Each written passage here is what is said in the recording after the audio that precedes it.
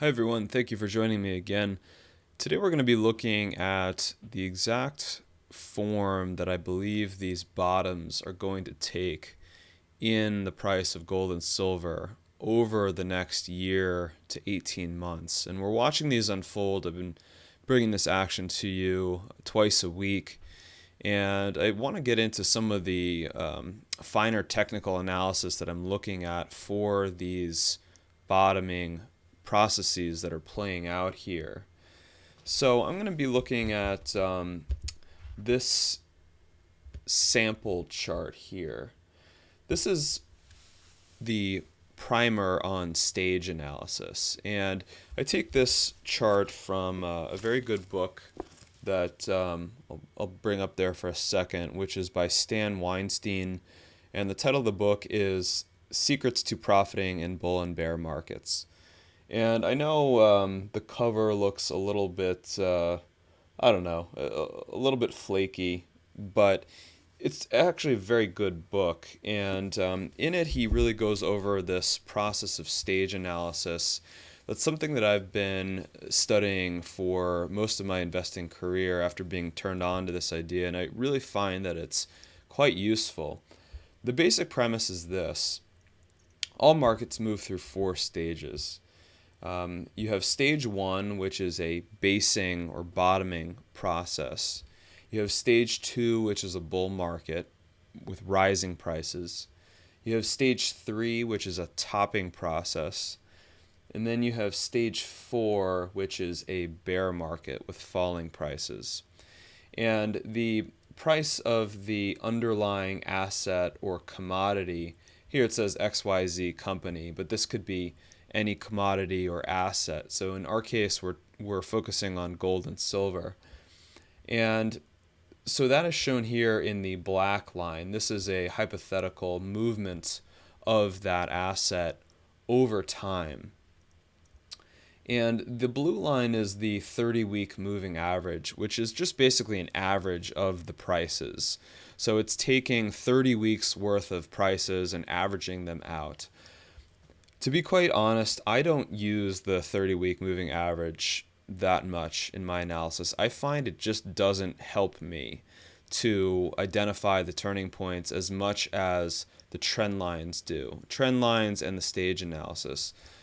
The 30-week moving average to me seems to be violated too often to really be of very much use. But that's shown on this chart here, so I thought I would include it anyway. The takeaway from this chart is that all assets move in these distinct stages. And the ideal time to be investing is during a stage one bottoming process, before a stage two begins. And then the ideal time to be selling is during a stage three, a top, before the decline begins. So I know it seems very basic, but let's apply this to the precious metals here.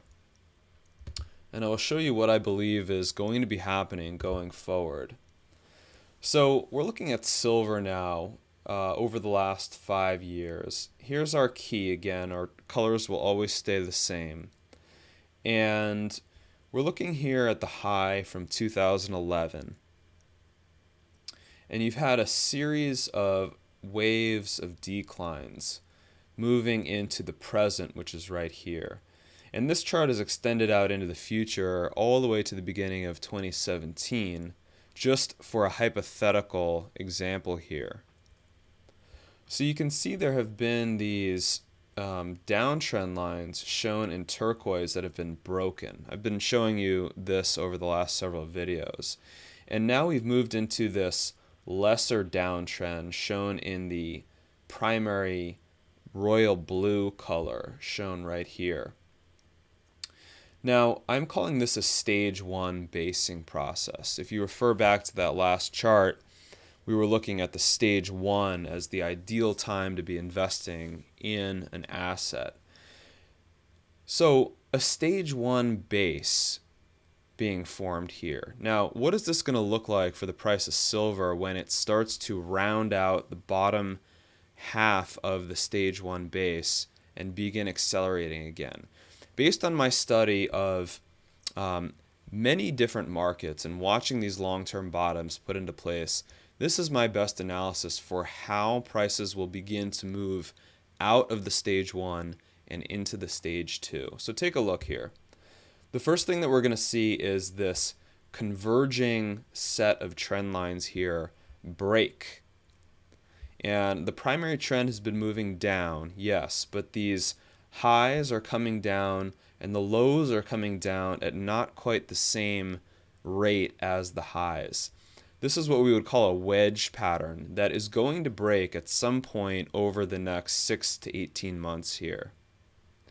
So when prices break out of this wedge, you will probably see a rise here back up to the $18 level, which represents this high from 2015 and also the lows that were set here in 2013 and 2014. Now, after you get back to this $18 level, which was a former support level and resistance level now, prices will then begin to retreat again. So this is almost always what happens as these wedge formations break out. You have a break and then a retest. I often mention these retests in my analysis. So after the move up, we would expect a retest back to somewhere in the vicinity of this upper line here. That retest, should it hold, will then move us away from the stage one base. You then, when the retest, which could often come at the same level as the breakout here, when the retest occurs, you will then see an acceleration of prices. So this is what we would consider to be a stage one base forming. We're still in the downtrend of the stage one base. This is my projection for how that stage one base will form. When we get to $22 to $25 here, this is going to represent a very significant resistance level. It served as support here in 2011, again here in late 2011, 2012, before finally breaking in 2013, and then acting as resistance again. So when this price gets back to 25 here at some point in the next year and a half, that will probably see resistance again there and will back off for a few months before breaking out above that 25 for good. After that point, we will discuss the next map. We will discuss how this is going to break above 50 eventually. But this is just to really give an idea of how this basing process is going to come into play. That basing process will be coming right in here on our long-term chart where this green oval is, and I expect this to correspond with the long-term linear uptrend line that's been forming in silver since 2003.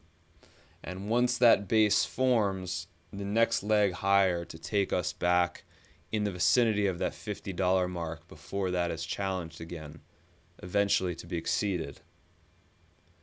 So that's how I see things shaping up for silver. And then to see this play out with gold, it's a little different. Gold actually has a embedded set of trend lines here. If you look at this, you have the primary downtrend that we're in right now, shown in blue.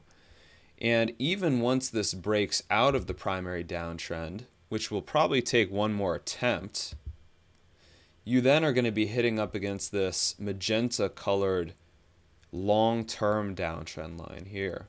So this represents the high from 1900 coming down to this secondary high that was hit in 2012, right around 1800.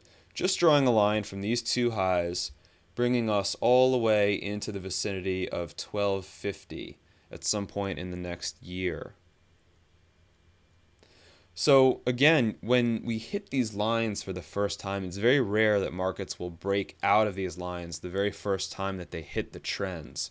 So just like this has hit 1, 2, 3, 4 times on this royal blue downtrend, I would expect that when gold hits this long-term downtrend line, it will then back off again and probably retest this royal blue primary downtrend line from the upside before breaking out for good. This entire process representing a stage 1 base. Going back to that first chart in the video, the stage 1 base being the long-term foundation before the next rise happens. And taken as a sum, I think what you're seeing here is something like a 5-year basing process being put into play before I expect prices to rise again and eventually exceed this $1,900 level in the price of gold. That, of course, will come in here in this vicinity in our long-term chart, which I've explained a multitude of times over the last several weeks. For anyone that's new, we expect this retest to be historically significant as a retest of a 35-year consolidation and breakout. Just to sum this up, these long-term bottoms, they follow distinct patterns. They really do. And so what I'm trying to do is put into perspective what I've learned through studying various markets and try to relay them to investors in gold and silver who have been experiencing these declines, really these stage 4 bear markets, which are now transitioning to stage 1. And that's an important transition before the next bull market, the next up leg resumes. These bottoming processes really form by wearing people out. So you're seeing that just by the number of people that are getting really disinterested, just throwing in the towel, saying enough of this, I can't deal with this anymore. This is how bottoms form. People sell and people sell and people sell, and then once enough people have sold and there's no one left who's willing to sell anymore, prices must then rise, because assuming the buyers are still there and the sellers get worn out, you then have an increase in prices due to the buying pressure. This is an old investment adage that I've learned over the years. The longer the base, the stronger the move. And this basically just means the longer this stage 1 base takes to play out, the stronger the move higher after that point is going to be.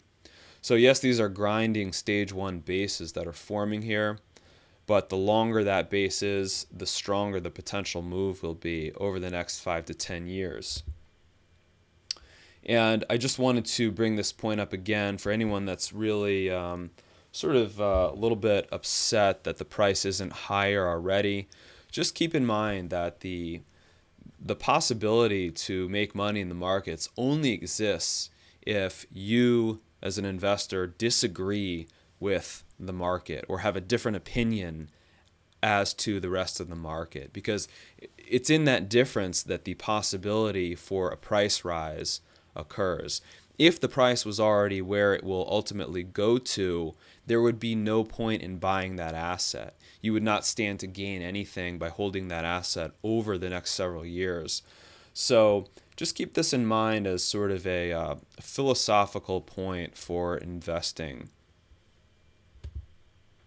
That should do it for this one. I hope this helped to clear up how I expect these bottoms to form.